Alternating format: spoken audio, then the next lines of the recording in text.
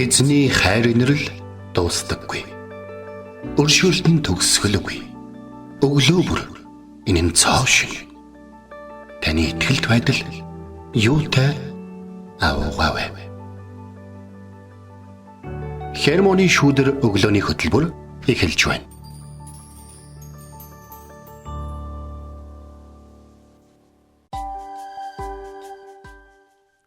Өглөөний мэнд. Өглөөний мэнд. Итгэл радиогийн эфирээс Хермоны шүүдэр өглөөний хөтөлбөр инхөө эхэлж байна. Эфирт пастор Сайна болон хөтлөгч Бэлгэнээр ажиллаж байна. Сонсогчдаа сайхан амарсан уу, танд өглөөний мэндийг хүргье. За өнөөдөр бол бид нэр юм тааж өдрийг эхлүүлж явах шиг байна. Жишээ нь бороо орох гэж байгаа юм шиг байна гэдэг ч юм уу те. Тэгэхээр бид нэр амьдралдаа заримдаа бид нар тийм хор хөнөөлтөй биш тийм зүйлүүдэд те. Юу ч тохиолдсон яхав те гэсэн байдлаар бэлэн хүлээж авдаг штэ. Өнөөдөр бол яг нэг тийм өдөр нэ. Оо яг дулаан байгаад нартай байвал тэрлээз. За бороо орж мангадсан шин. За бороо орсон ч яхавтай тэрлээз гэсэн байдлаар. Газар услаг гэж сайхан шүү дээ те. Тэгээд өглөө буддийс өглөө хийсэн бол яг одоо ингээд нар гараад. Тий. Үнэхээр сайхан өглөөг бид нэр ухтаж байна. Тэгээд сонсогч таны өглөө хэрхэн эхэлж байна вэ? Эзэн танд энэ өдөр олон зүйлийг бэлдсэн байгаа шүү. Тэгээд түрүүн пастрын хэлснийг өргөжлүүлээд хэлэхэд нөгөө бид нэр итгэл радио дээр бас постор оруулсан байсан. Нэг үгийг бас сануулъя. За. Өнөөдөр болж буй үйл явдлын цаана Бурхны зориг нуугдаж байдаг. Амен.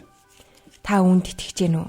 Өнөөдөр таны амьдралд тохиолдож байгаа ямар нэгэн тэр бүх зүйлүүдийн цаана Бурхны зориг нуугдаж байгаа шүү гэдгийг битгий мартаарай. Та итгэлээ битгий алдаарай. Итгэлтэйгээр та тууштайгаар зоригтойгоор алхаарай. Тэгэхээр саяны яг үгийг ингээд би амьдралынхаа зарим үедэд ингээд сандын заа шинэ хүнд байдалд орох үедээ. Тэгээ яагаад хүнд байдалд орсноо хүмүүс хөвчлөө өстө мэдчихдэг байхгүй. Би тэнд ихлүүлсэн зүйлийнхээ горыг энд одоо амсаж байгаа гэдэг. Тэгвэл яг тэр үедээ тэр энэ зүйл амсаж байгаа хүнд зүйлийнхаа тэр ихлийг тавьж явах үедээ ямар байдалтай Бурхны өмнө байснаа хүмүүс санаж байдаг. Тэгвэл бас яг өнөөдөр өглөөний нөгөө бороо орох юм уу, нартай авах юм хамаагүй дээ гэдэг шиг те. Бурхан минь тэр үедээ би их хэвээр байсан гэдгийг та мэднэ. Та намайг харж ирсэн. Тийм учраас та өнөөдөр надад энэ л нэгүслээ хайр хамгаалалтаа үзүүлээрэ гэдэг ч юм уу те. Бид нар яг ингэж залбирах эрхтэй байдаг. Нөгөө нэг хичээлээ ихгүй явж байгаад багшаа би муу гармааргүй байна гэдэг шиг бүгдчиг бид амьдарч болохгүй штэ те. Тэгэхээр өнөөдөр үнэхээр яг түрүүний одоо манай хөтлөгч Бэлгээг хэлсэн шиг тийм зүр сэтгэлтэй бүгдээрээ байвал Бурхан бүхнийг бидэнд сайнаар эргүүлж өгөх болно гэж. Амен. Тэгээд дахин бас хэлье те. Өнөөдөр болж буй үйл явдлын цаана Бурхны зориг нуугдаж байдаг юм шүү. Тэгэхээр итгэлтэйгээр алхаарай. Өчигдөр бид нэр Есекел номоо суралцсан шүү дээ. Тэгээд эзэн Бурхан та мэднэ гэж хэлдэг байгаарай. Би мэднэ. Миний бодлоор бол ийм тийм гэж төрүүлж үйлдэл хийхээс өмнө эзэнд та итгээрэй. Бидний итгэлтэй байх нь үйлдэлээс илүү чухал юм шүү гэдэг. Өчигдөр бид нэр суралцсан шүү дээ. Заримдаа бид нэр те яарч ухаалаг мэдлэгээрээ те өөрсдөө мэдлэгээрээ асуудлыг шийдвэрлэх гэж оролдохдоо Бурханд итгэхийг мартдаг шүү дээ. Тэгэхээр бүх зүйлийн цаана Бурхны зориг нуугдаж байгаа шүү. Тэгэхээр эзэнд итгэх итгэлийг нин тэргүнд тавьцгаая. За тэгээд энэ гахалтай өглөө эзний өмнө хамтдаа ирж түүнд алдар магтаалыг өргөцгөөе.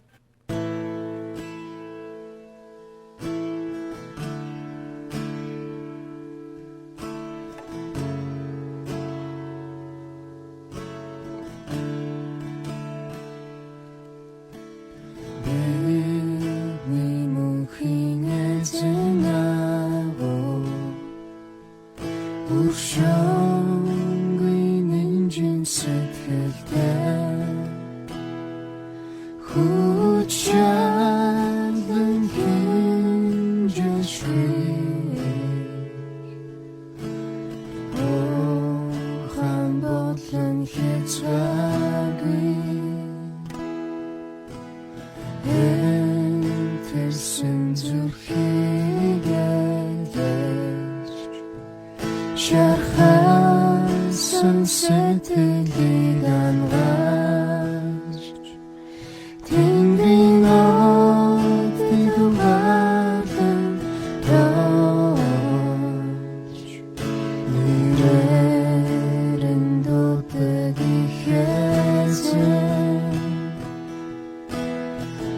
Есүсээр Тэнгэрийг үрхэж усаар бороцоотхаа эзэн ажисаар энэ газрын төлөө Иерусалима Яхова эзний магтан дуулахлаа миний их эзний талархалтайгаа миний өмнө чи шийдэн хөндлөн мөргөхдөө Иерусалима Яхова эзний магтан дуулахлаа миний их эзний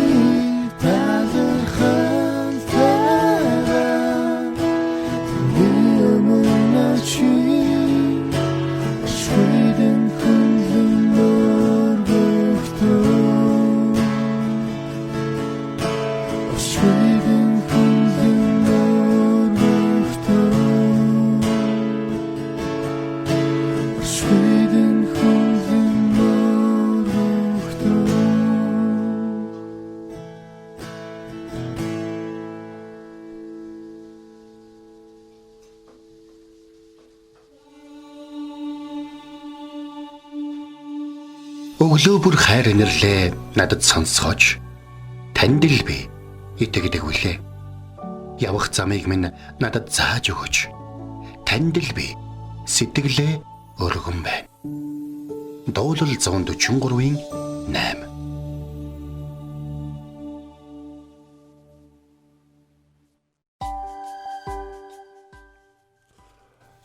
За өнөөдөр бид хамтдаа Еврей номын 8-ийн 5 дахь ишлэл. Тэгэхээр энд ийм үг байна л да. Тэд Тэнгэрлэг юмсын хуулбар ба сүүдэр болсон асарт үйлчилдэг байв. Ингэхдээ асрыг босгод дуусгах гэж байхад Мөсед хэрхэн зааварчилснаар үйлчилдэг бөгөөд тэрээр би чамд уулан дээр үзүүлсэн загварын дагуу чи бүгдийг хийхийг анхаар гэсэн юмаа гэж хэлсэн. Тэгэхээр Бурхан Мөсед уулан дээр ариун асрыг яаж барих вэ? Юугаар барих вэ? Ариун асрын материалууд нь хаана байгаа? Ямар зүрх сэтгэлтэй хүмүүсээр барих вэ? Тэр ч байтугай хинээр бариулах вэ? Ямар овгийнхан хаана ямар байдалтайгаар барилах вэ? Тэр ариун асар тэр одоо үүдэн хаашаа харсан байх юм гэдэг ч юм уу те. Тэгээд бүх зүйлүүдийг Бурхан маш их юм деталь хийж гисэн. Зарим хүмүүсийн бодлоор Бурхан ингээд те биднийг ингээд алдаж онуулаад, гимшүүлээл, буцаж ирүүлээл, дахиад алдуулаад, дахиад өөрөөсөө холдохыг зөвшөөрөөл тэгээд буцаал гимшүүлээл ингэж Бурхан ингэж одоо те биднийг мэдсээр ээж ингэж наасан цааш нь явуулж байхаа оронд бүгднгийн ингээд яг ингээд өдөртөө те одоо шинэ одоо намайг ингээд явгууны замаас гарах ёороо гарахгүй гутал машинууд чигнаалддаг шиг те өөч болж юу яагаад нүглийн зам руу гарах гэдэг ч юм ингээд тэнгэрээс нэг надад зориулаад нэг мөндөр толгоон дээр хайчих ч юм уу тийм байдлаар байвал амар юм биш үү гэдэг хүмүүс ярих гэдэг. Гэтэл яг үндэ Бурхан бидэнд хэрэг хайртай нь бидэнд сонголт олгож байгаагаас нь харагддаг. Хайр гэдэг бол сонголт олгодог байхгүй. Хайр гэдэг бол маш том үзүүлэлт нь юу гэдэг вэ гэхээр нөгөө одоо те хайр аммаар байгаа эсвэл хайрыг аммаар нөгөө өгмөр байгаа тэр талдаа сонголт өгөхийг та аммааргүй байгаа өөрийнхөө хайр гэж бодож байгаа зүйлийг тулгахыг хайр гэхгүй. Та бас аммаар байгаа зүйлийг нь өгмөөргүй байгаад тэгээд хоорондоо хайртай гэж явна гэж бол бас байна. Тэгэхээр хайр гэдэг зүйл нь сонголт байна. Энэ хүртэл би хийж чадсан юм шиг байна. Чи юу гэж бодож байна гэж те. Магадгүй нөгөө тал нь бодож үзээд надад чиний хэлж байгаа шиг энэ хүртэл хийж өгөх хүн байхгүй учраас би чиний хайрыг хүлээж авч байна. Харин ийм их зүйлийг надад хийж өгж байгаа хүний хайрыг би дааж авч чадах болов гэдэг ч юм энэ сонголт, ярилцлага, үнэн зөв байдал, нээлттэй байдал гэдэг зүйл нь хайрын чухал байдаг шиг энэ харилцааг Бурхан эхлээд бидэнд өгсөн гэдгийг бид нар маш сайн санаж явах хэрэгтэй. Чи миний бити дээр гэснийг идтем үү? Тийм үү? Би чамаа битгий дээрээ гэжтэй. Чи тэгээ надад бүрэн итгэхгүй над чиг болохыг хүссэн юм уу? Тэгэхээр хүмүүс ингээ гим хийх гэж жимсэтсэн юм биш. Бурхантай адилхан болох гэж, сайн мог мэддэг болох гэж жимсэтсэн байхгүй. Тэгэхээр бид өнөөдрийн ишлэгийг ингээд анхааралтай сайн ингээд харах юм бол ингэж байна. Тэд Тэнгэрлэг юмсын хуулбараа сүүдэрт болсон асарт үйлчилдэг байв гэсэн мэт.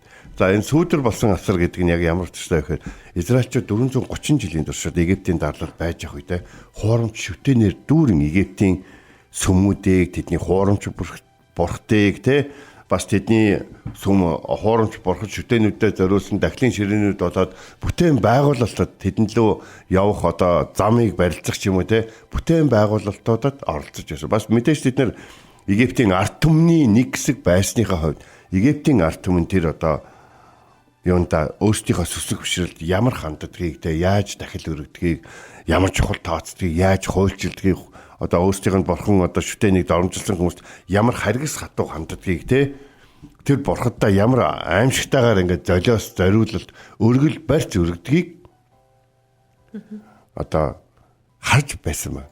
Тэгээ 430 жилийн дараа бурхан Израильчуудыг аврахын тулд Египтийн бүхий л салбаруудад зохиол төгсөн тэдний итгэл үнэмшил болоод тэдний фараонуудын буюу амьд бурхан гэж өөрийгөө нэрлэдэг тэдгээр хүмүүсийн одоо эрх мэдэлд бурхан бол чи бол хүн, чиний шүтж байгаа зүйл бол бурхад биш гэсэн мессежийг өгсөн байна.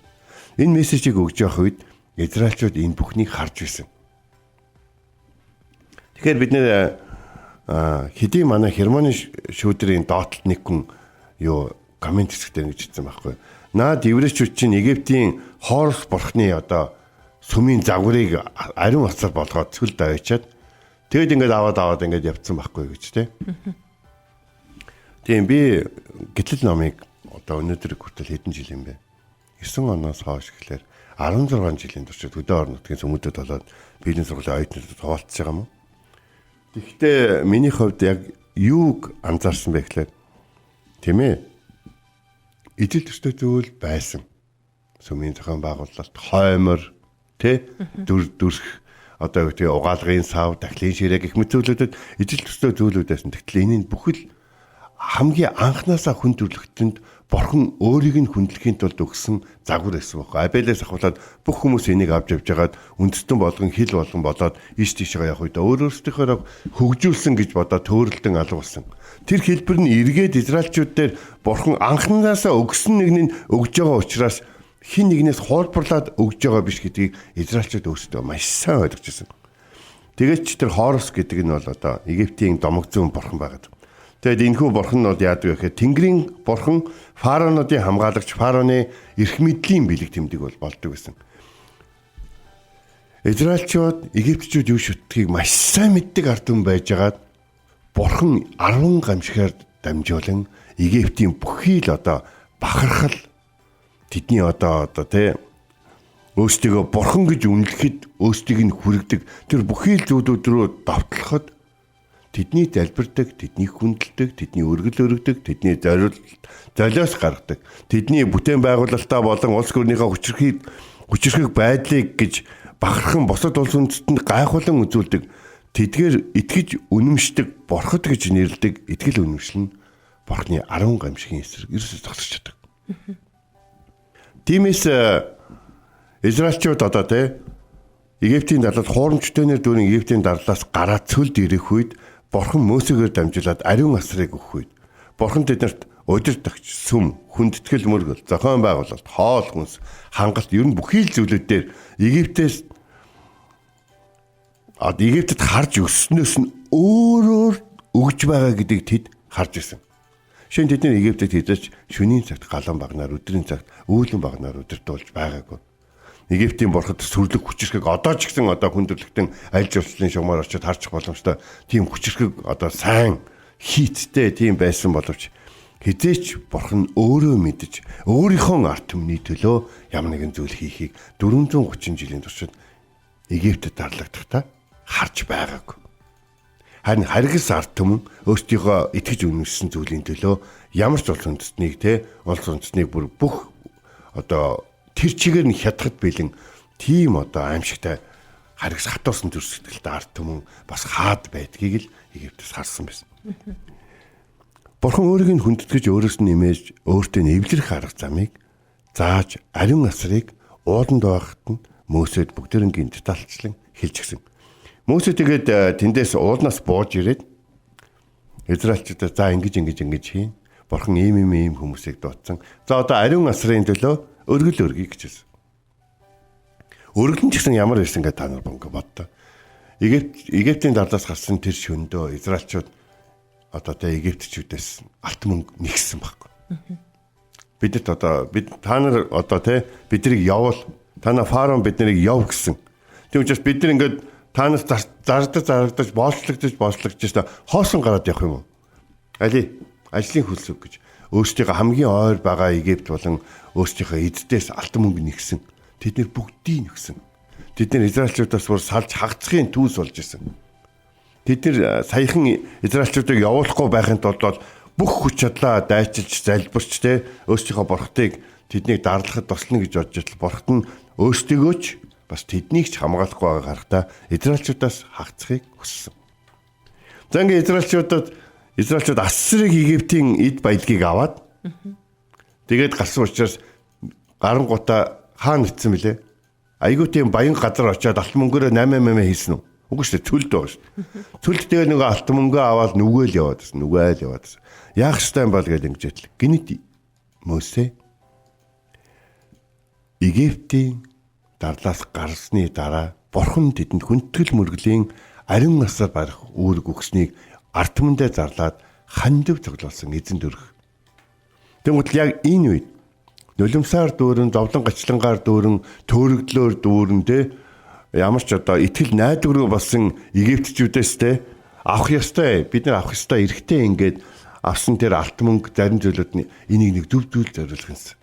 Ингээ бодоо явжсэн тэр цөлд байгаа аврагдсан ард түмний хувьд л маш гоё боломж болоод бүгдөө авчираад өргөл өргөсөн. Өргөл өргөсний дараа юу болсон бэ гэхээр хэсэг хугацааны дараа өргөл одоо бурхны асрыг барих хэмжээнээс маш их илүү гарсан. Яг энэ үед Мөсегийн бас нэг гайхалтай чанар гардаг.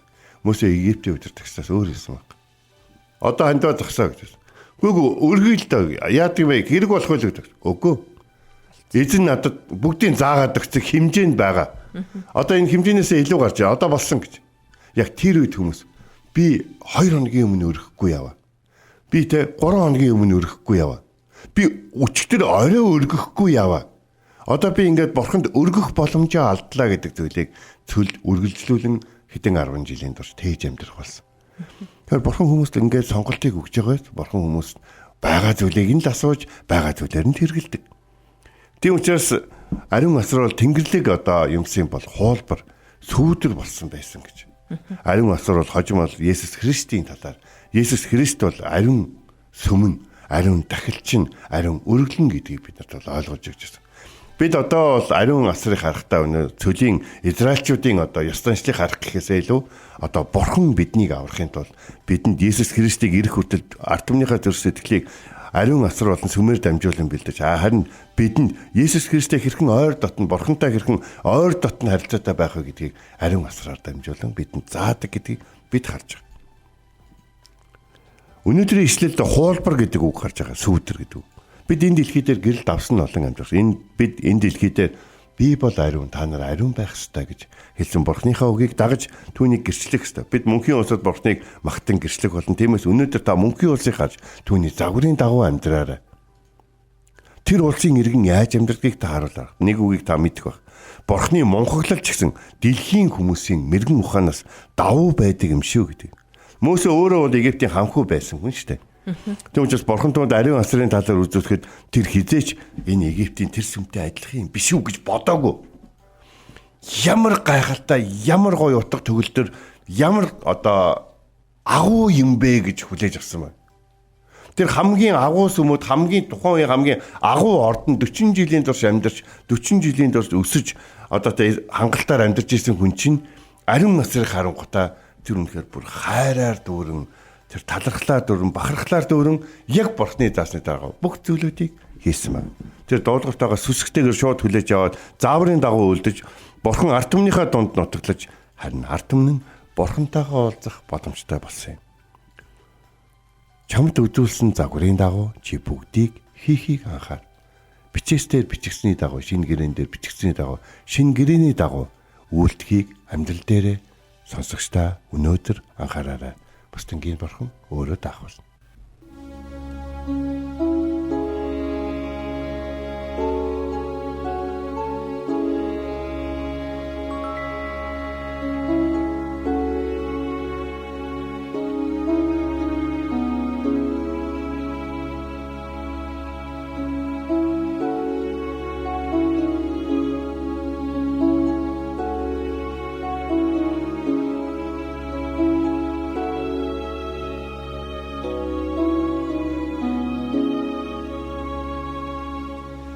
Бурхтын дунд тань шиг хинчүүгүй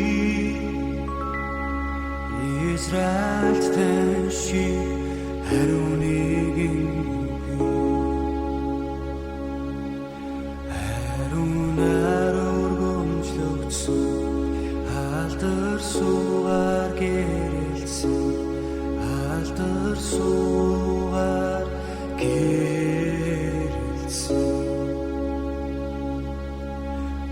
Бурхтын дунд тань шиг хинчүүгүй Израиль тань шиг хариу нэгэнгүй хариунаар өргөмжлөгдсөн алдар суугаар гэрэлсэн алдар суугаар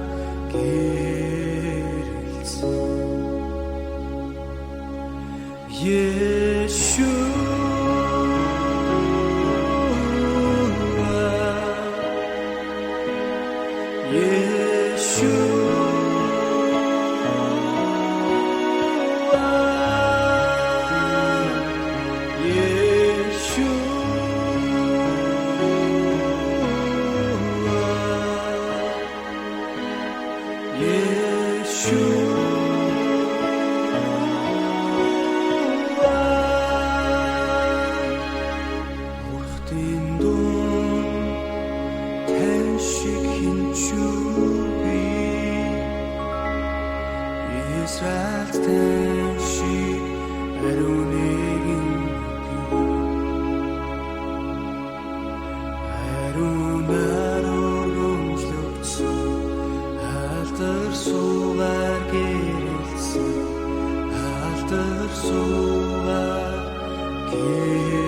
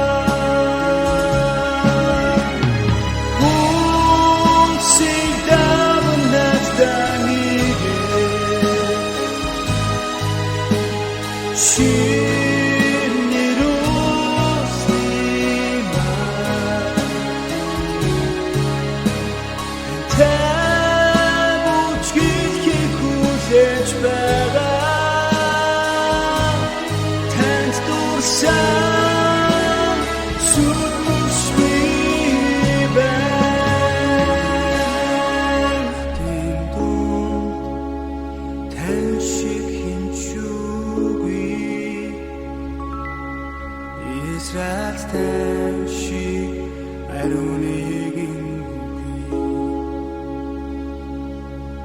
хариунаар өргөмжлөгдсөн алдар суугаар гэрэлсэн алдар суугаар гэрэлсэн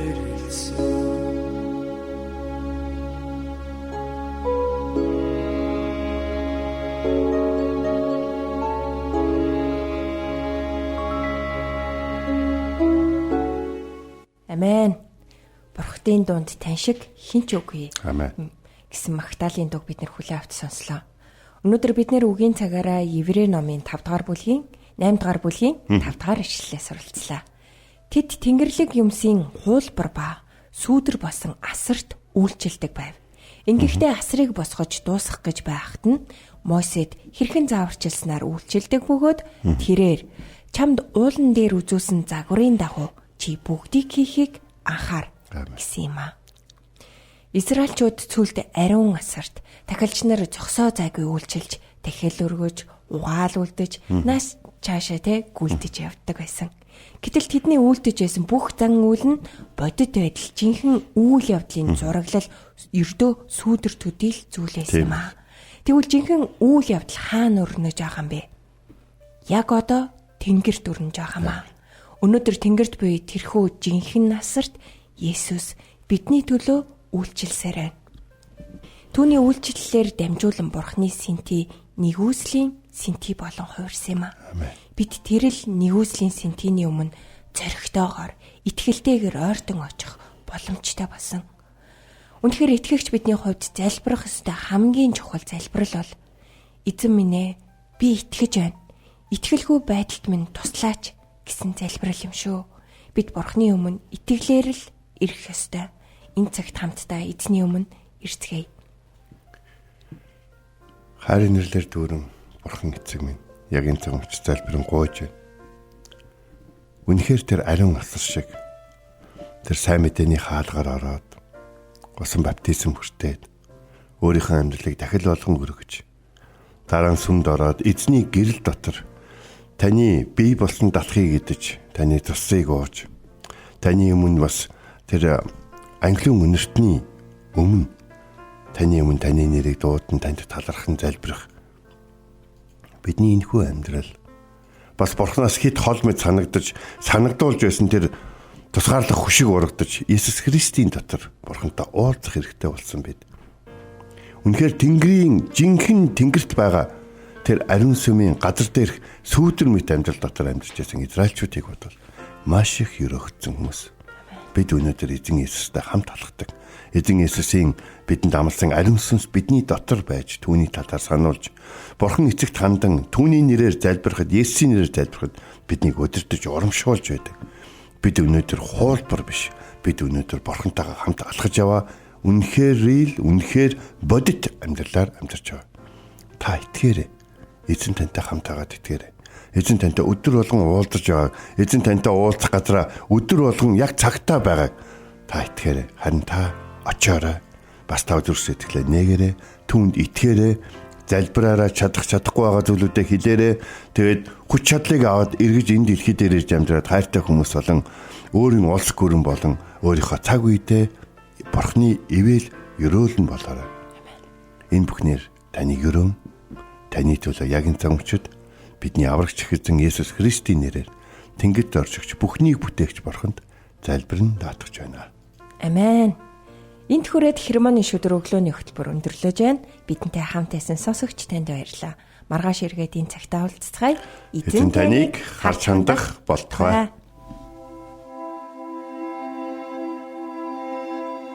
Эзэн зүрхийг чинь Бурхны хайр ба Христийн төвчөрт чиглүүлэх болтугай. Хермоны шүдэр өглөөний хөтөлбөр танд хүрлээ.